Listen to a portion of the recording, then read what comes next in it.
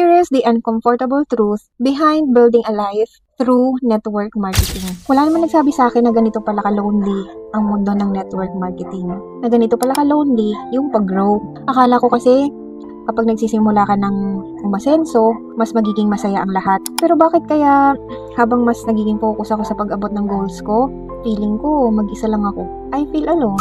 Kasi yung dati mong circle, hindi na ganon yung energy. Yung mga bagay na dati okay lang sa'yo, parang hindi mo na kayang tiisin ngayon. At minsan, nakakalungkot din pala yung growth. Kasi habang inaayos mo yung sarili mo, may mga relasyon din pala talagang nagbabago. Hindi naman ibig sabihin na masama kang tao, kundi dahil hindi lahat sasabay sa version mo na gustong umangat. And alam mo ba, honestly, may mga gabi talaga na mapapatanong ka sa sarili mo kung worth it pa ba yung ginagawa mo.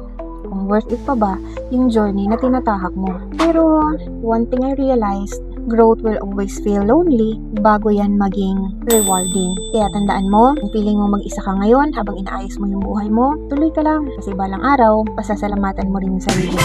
Follow for more. Kung nakarelate ka dito, share mo rin sa iba para makatulong. Miss Jessa here. See you on our next vlog.